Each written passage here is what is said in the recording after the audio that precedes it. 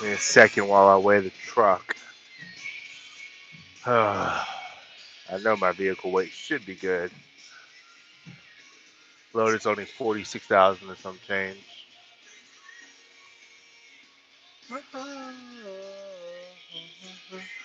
All right, cool. 11,900 on the steers, 3240 on the drives, and 32,160 on the trailer. So I'm good to go. I'm gonna print this ticket out real quick. So yeah, but I wanted to talk about shop etiquette for a second. 7902. What's my trailer number? Trailer number is 43354. 433. Oh, too many threes. Where's the clear button? 43354. Enter. Print. Alrighty. We are Audi 5000. Time to roll on to Georgia. Alright.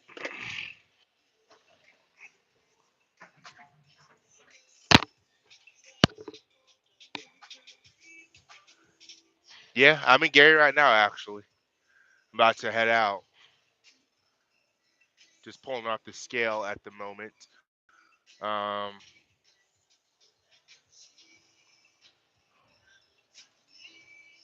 I wanted to talk about shop etiquette because this one's for the shop guys. Everybody, I'm always talking about trucking and driving the truck and all that fun stuff. But let's talk about the shop. Give me 1 second. Because I think I've noticed there's something happened yesterday. I was at Gary where I'm at now. Um, no, I haven't been sitting. I've been driving, getting my miles. I took a relay up to Wisconsin, dropped that in the forest drop yard, and then after that, I grabbed an empty trailer, came back to Gary, where I'm at now, picked up this relay that I'm taking to Georgia. So I only have like, what is it, 3 hours and 49 minutes left on my 14. So I'm only going to drive for probably like almost 2 hours and then park somewhere. But yeah. So anyway, like I was saying, I noticed something that happened at yesterday when I was up here. I was walking in and I was coming to get a courtesy car so I could go out and grab dinner. And it was one of our drivers. She I guess her truck was in the shop. Something was going on with it, and she got one of the bunk rooms. No big deal. So she got the bunk room, and then she I guess she said something along the lines of she can't sleep in a quiet room. So I guess the little fan that they provide inside the bunk room isn't good enough for her. In my opinion, that fan makes too much noise, but I guess it wasn't enough noise for her liking. So she's like going off on the guy, and he's being cool and chill as fuck, just chilling. Like, and she's just going off, I need this. I can't sleep in a quiet room, and I can't do this, and I can't do that. And you need to let me into my truck right now. And she was going off on my man. I'm just sitting there chilling, and he catches my face because her back is to me, and my face is. I make this kind of like what the fuck kind of look at her, and she never turned around and saw my face. I would want to change my facial expression if she did turn around, but but he sees me give her this what the fuck look, and so that prompted me to want to make this video right here called shop etiquette. Um, So yeah, so that's what we're doing right now. Because I feel like oftentimes as drivers, yes, we play a very vital, essential role to the company in any company, any trucking company. Because obviously, without drivers, you're not going to have a company. You're not going to move freight. The company would literally cease to exist if every single driver quit. But so I feel like sometimes drivers tend to get this way about them where they think they are hot shit and they're God's gift to mankind and the company and the industry in general. And I want to take the time to talk about the shop guys because just as vital as we are to the economy and the company and whatnot, shop guys are essential and vital to us being successful out here too. Um, it's one of those kind of jobs where it's kind of a thankless kind of job because you might have an issue, be it big or small, with your truck, and people will go and turn your truck into the shop and expect their shit to get done right away. You're going to fix my truck right away, and you're going to keep me moving, and that's it. And you get your truck back, you get your truck back, and you just go on about your business. And a lot of times I've noticed some people haven't even said, some people don't even say thank you to the shop guys, and that's crazy to me because watch, this light's going to turn red on me. Let me try to let me slow down. Oh, actually, it might not turn red. I don't know. We'll see. We'll see. We shall see. Yep, there it goes. Too late. Can't stop now. I'm already in the intersection. It is what it is. Um, sorry guys, waiting for the green light. It is what it is. I'm sorry. um, so yeah, but they'll get your truck up and running and get it back to you and try to get done in a timely manner. But I feel like it's a thankless job because a lot of times people don't even actually even say thank you to them. And this is a shout out to all the shop guys, not just from Rail, although the ones at Rail I can speak for personally because I know they do an outstanding job. But I can't speak for other companies because I haven't driven for another company. But I will say for Rail, they do an outstanding job. They do the best they can with the equipment they have. And I know anytime I've turned my truck into the shop, I've always had it come back to me in a very timely manner, and all the issues and kinks have been worked out. So yeah, but I just want to talk about shop etiquette real quick. That's what I want to talk about. So I compiled a little list actually.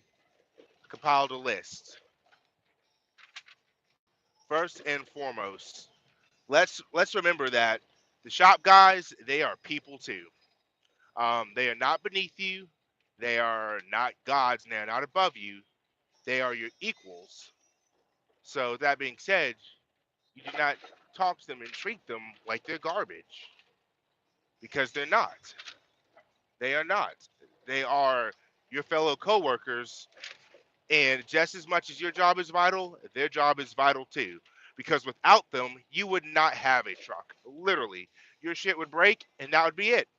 If you didn't have shop guys, once your truck broke, that's the end of it. And hopefully, the company will give you another one, depending on the reason you fucked it up.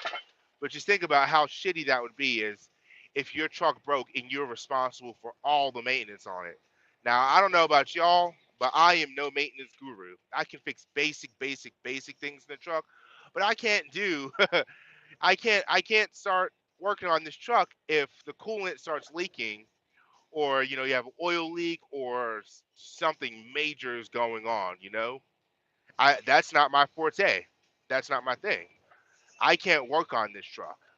So yeah, I can do small stuff out here on the road to keep me moving, but outside of that, I can't work on this truck without the shop guys. So their job is obviously important, and to stress the importance of their job, I shouldn't even have to do it.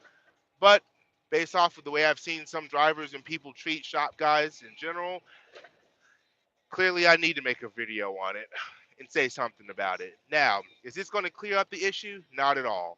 But maybe, just maybe, to the people that will start driving or the people that are driving and watch this video, hopefully it'll give you a different perspective. Just something to think about. before you go in there and start flapping your lips and talking reckless to these dudes. All right, they are people too. Another thing, let's talk about drivers do not need to be in the shop. Now, I will um, expound on that a little bit. If you're going into the shop and that's your hangout spot, that's where you're fucking up. That's not where you need to hang out at. A shop is just like in a parking lot or any truck stop we go to. It's constant movement, all kind of stuff going on.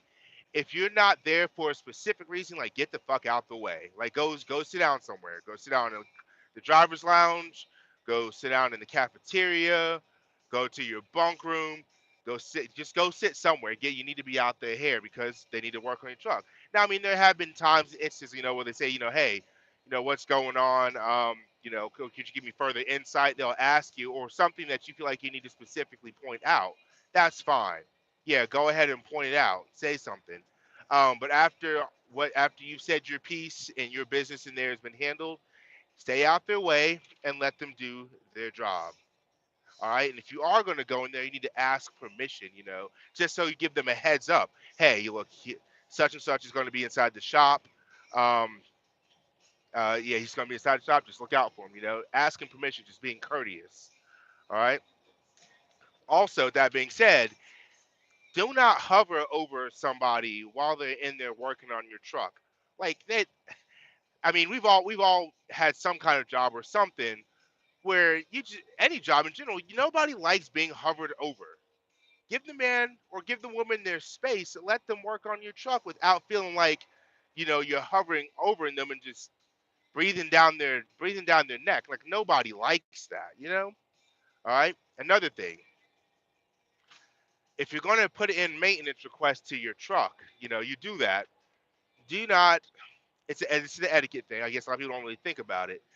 Don't leave your trailer attached to the truck. Um, because these bays are meant for the trucks only. So if you have a trailer attached to it, now you've caused these guys to have to move your trailer, drop it somewhere in the yard. Chances are you're not going to know where it's at because they're just dropping it somewhere just to get it out off the truck so they can work on your truck that you requested to get fixed. So, they're gonna drop your trailer somewhere, and the next thing you know, it can create a world of issues. Drop your trailer in a spot, bring your truck over to the bobtail area. That way, they're not walking all over the terminal trying to figure out where the hell your truck is.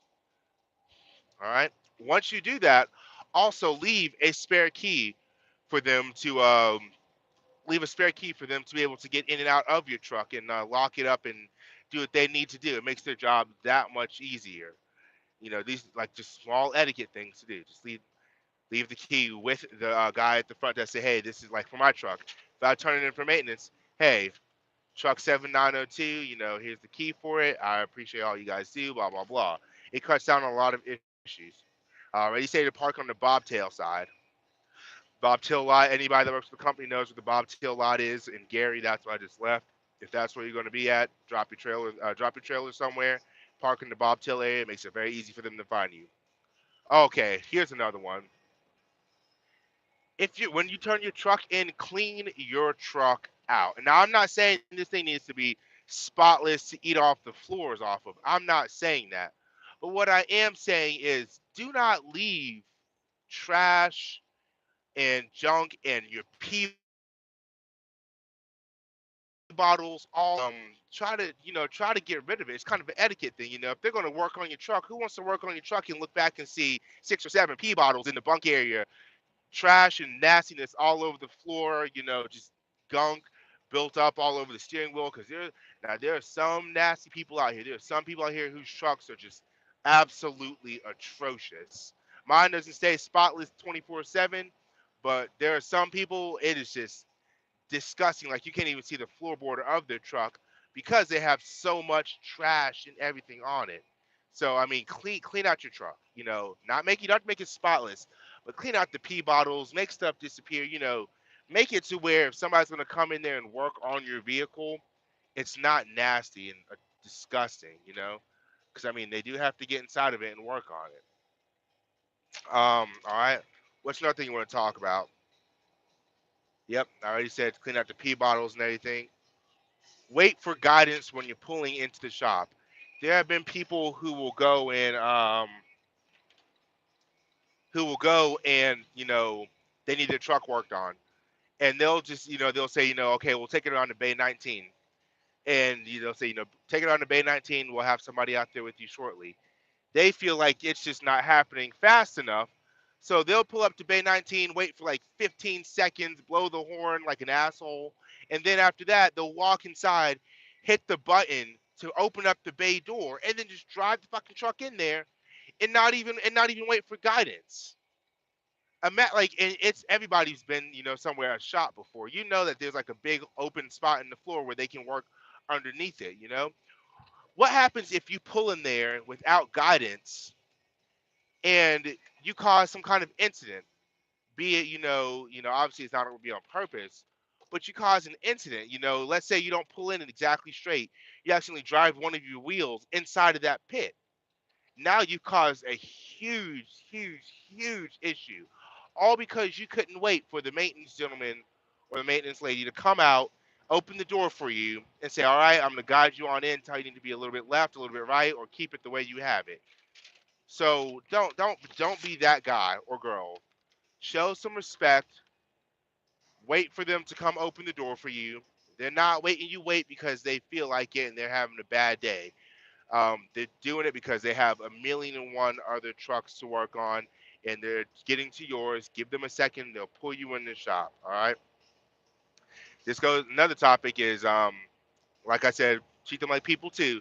You do not need to yell and scream and curse at them and treat them like trash, all that kind of stuff. All right, treat a shop guy or anybody, but this is about the people that work in the shop. But anytime you're dealing with them, treat them as if you want to be treated. After all, who really wants to treat the person like shit that is working on your truck, your means to make money? I personally would not want to treat that person like trash because God forbid they, fix my truck and then remember you're a super douche. You drive 100 miles down the road and your shit breaks down. Yeah, don't be that guy. I'm not saying they're going to sabotage your truck because they're not going to, because that's their job on the line. But at the same time, it's kind of just like going out to eat. Why treat the waitress or the waiter like shit? They're literally the ones that are handling your food. Do you really want to treat that person bad? The one that is handling your food before you ever get a chance to see it? Just think about that. Just really take a second to think about, do you really want to treat them like trash? All right. This one goes out to the flatbedders, last but not least, fellow flatbedders. We cannot request for them to hold tarps. All right. It is on a first come, first serve basis. Sometimes you'll pull it to the shop and get there and they don't have a tarp that you want, and it is what it is. You'll step aside and wait, go away. You'll go take a shower and get something to eat. You'll be gone for like an hour and a half, 2 hours. They might finish the tarp, and then somebody else will bring in a tarp. They'll inspect it, see it's good, and put it in the ready pile. Well, congratulations. The next guy that came in at the right time, hey, I need a lumber tarp. They'll go and snatch up a ready lumber tarp, and you're left, still don't have one. It's luck of the draw. If they have one available for you, they have one. If they don't have one, they're working as fast as they can to get the tarps ready for you. To the guys who watch this video who are with rail and do flatbed, if you do, like you guys know, you'll go into the shop and literally 24/7, the entire time that the shop is open, excuse me, the flatbed portion of the shop, the securement room, that part's open, you will see literally stacks and stacks and stacks of slumber and steel tarps and bungees and chains and straps and ratchet binders and snap binders, coil racks. Whoa, that person's getting it. Literally, everything that we need as flatbedders, you'll see all that stuff is just in there and they're constantly working on it, and it's like a never-ending flow. It's like they're up to their neck. They'll put one tarp in the ready pile and have four more tarps thrown on top of them, and then you'll on top of that you'll have somebody come in and take the one good tarp that they just finished, and it's like daggone, can I ever actually catch up? So I mean, yeah, Just think about that. They're working hard. They can't reserve stuff for you. They just can't. It would be nice in a perfect society, in a perfect world, if we had that kind of inventory. But freight is constantly moving. We're constantly doing something. We're all just freight is constantly popping. So we just they just can't reserve stuff for you. It is what it is. It screws over other drivers who need it. With that, another part that I want to mention that I didn't remember to say until just now. Um, Make sure you're doing your inventory and your equipment swap properly, um, because more so this puts the local guys in a bind. You got anybody who anybody who is flatbed at the company, you'll know. Like, okay, let's say you're supposed to have two lumber tarps, three steel tarps, a certain number of chains, a certain number of straps, a certain number of XYZ. The biggest thing comes down to tarps. That is the biggest thing that everybody. That's the kind of the biggest issue that we have. People will come in instead of, like, let's say they go and you come into the terminal with two lumber tarps and three steel tarps. You have all your inventory. You drop an empty trailer and you pick up a relay trailer that has one lumber. It has two lumber tarps on it. What are you supposed to do? The answer is you drop your two lumber tarps that you already have with you because you're picking up a relay that has two lumber tarps.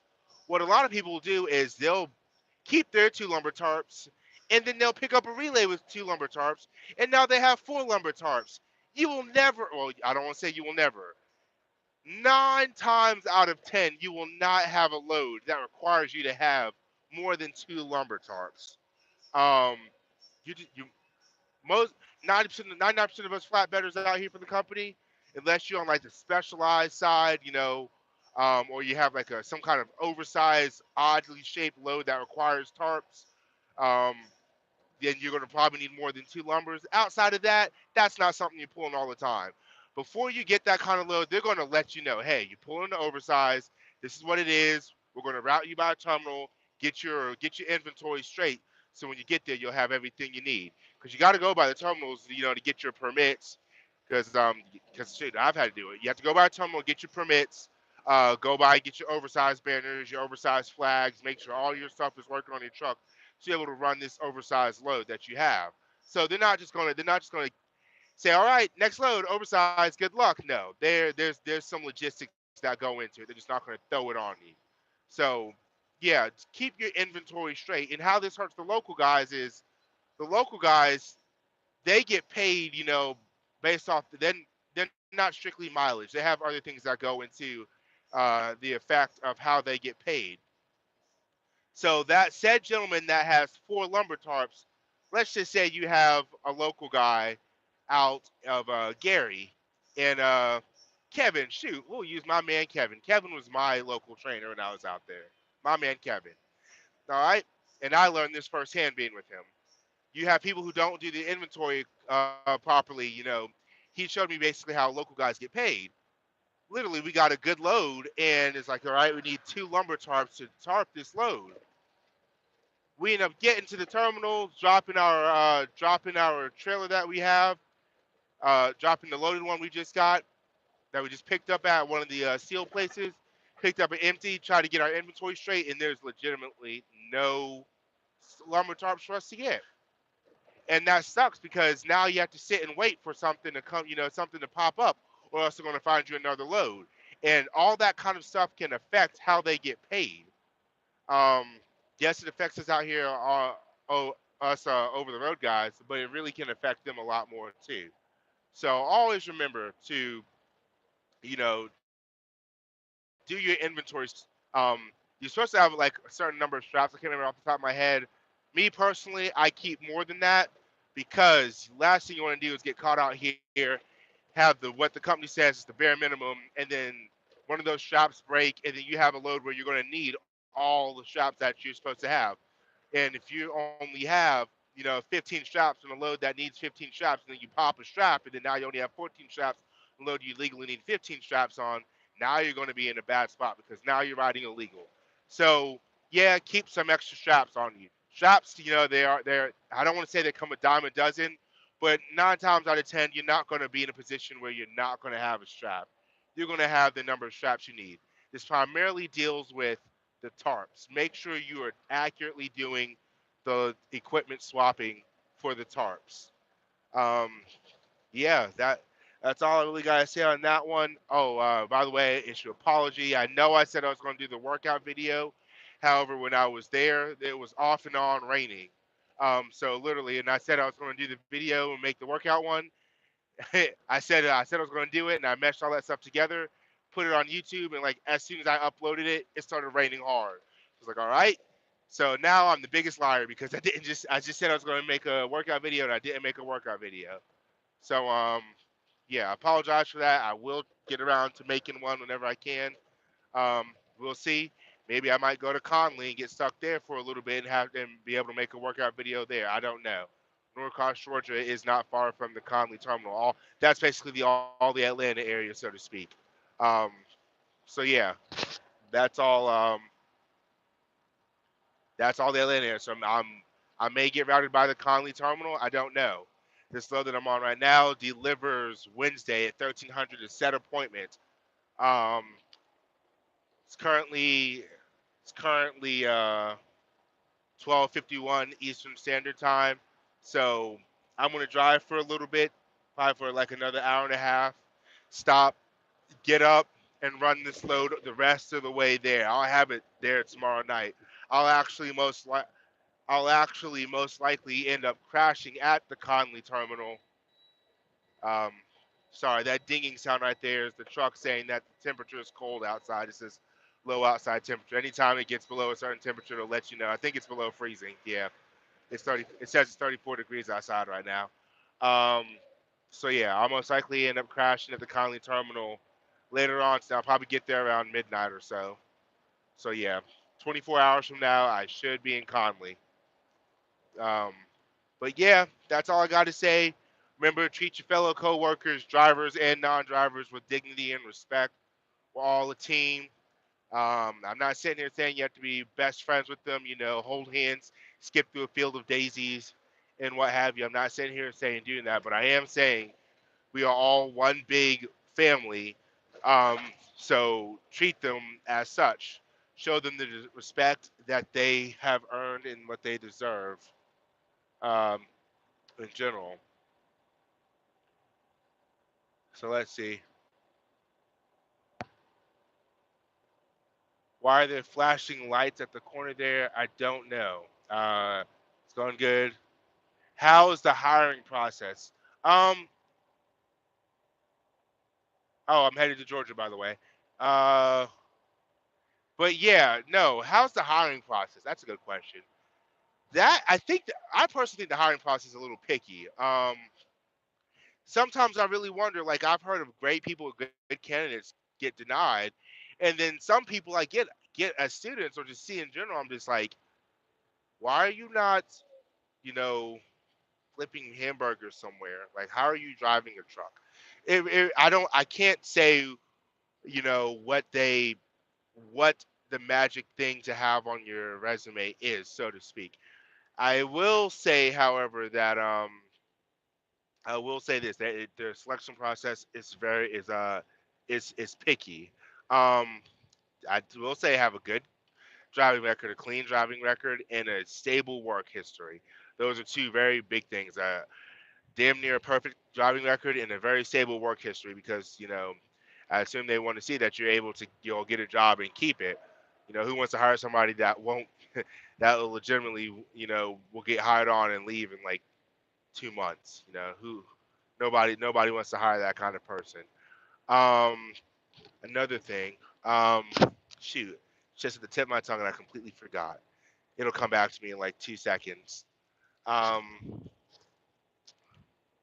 Shoot, like it literally just left me as I was talking about that last part.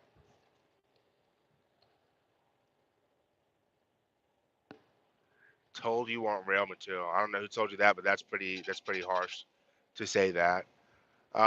Yeah, their hiring process is very picky. I don't know. Um, I think also another thing to look at. This is what I was going to say.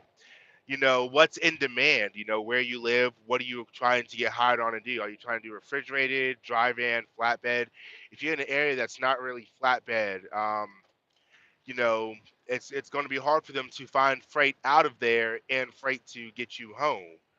So, you got to think about that. If you live in a certain area, like let's say you live in Indiana or Ohio, Wisconsin and whatnot, you can basically just pick whatever fleet you want to be on, and that's what you're going to be on. But like me, I live in Georgia. Um, they have flatbed. We have flatbed freight out there, and so often out in the southeast, but it's not like an all the time. It's not. It's it's not. It happens, but it's not like an all the time thing. They're not going to be able to hire a shit ton of flatbedders out of the southeast area because realistically speaking, you just can't have all these flatbed guys because what's in the area of Chicago Reefer. Uh, I don't know. I don't know if Andrew is still watching, but he can definitely tell you. Leave a comment. Andrew, he's one of the refrigerated guys. One of my former students, the one I actually just dropped a video on. In the Chicago area, you live close. You live close to the Gary terminal, so they should be able to do it. You'll run. You can run Gary, Indiana, Chicago, get through Chicago, hit Wisconsin, you should be able to get refrigerated out of there. I don't know exactly where they pick up and drop off at out there. I do know they do go out there sometimes. I can say when I was driving, I went to the Jewel Osco, uh, DC or whatever it was out there. Also got called a nigger while I was out there. Yeah, that was unexpected, but it's whatever. Um, such is life. Not everybody, some people are just ignorant. But yeah, I was driving. I dropped off at the Jewel Osco, so I mean, I'm sure they'll find something for refrigerated to take there, and I know there's other stuff in that area. So um, yeah,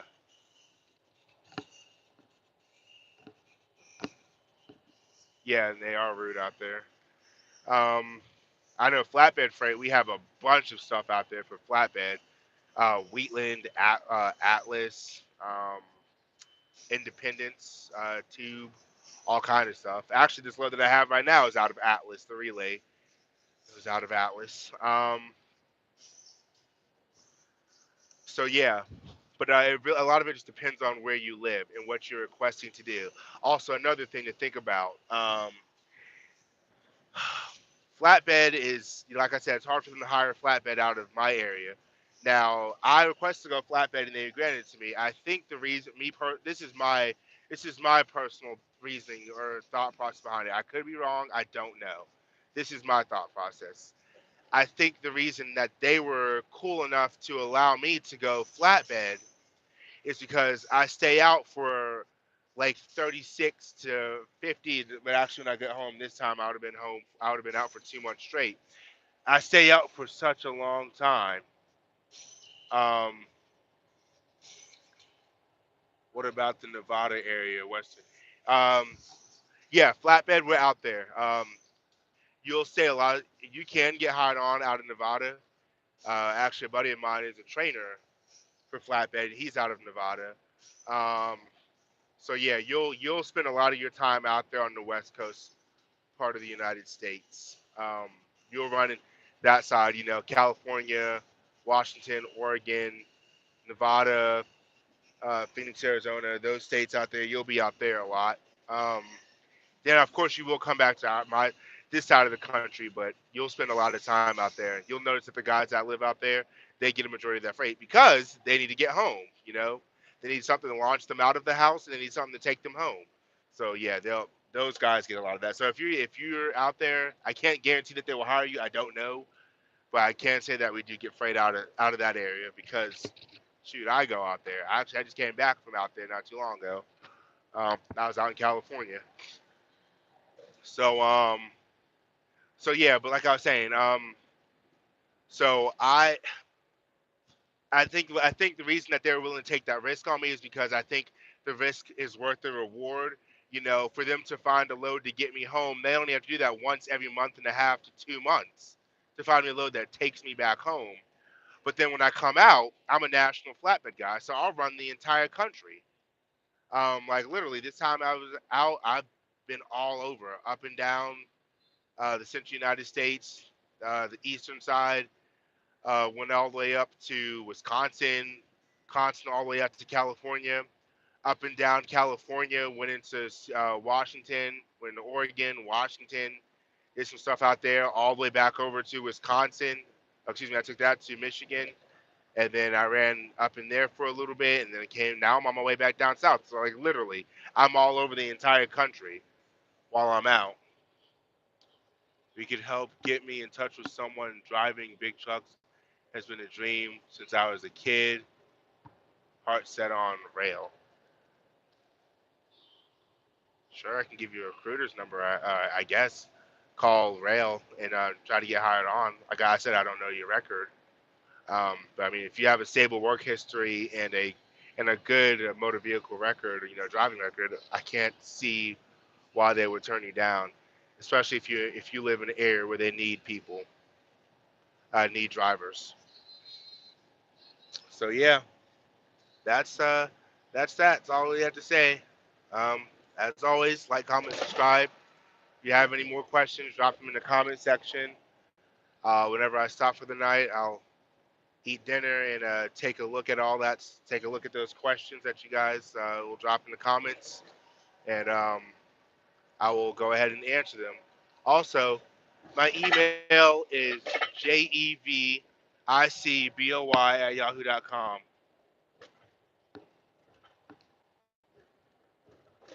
jevicboy@yahoo.com. Um, Drop emails. I will respond to them as fast and as quickly as I can.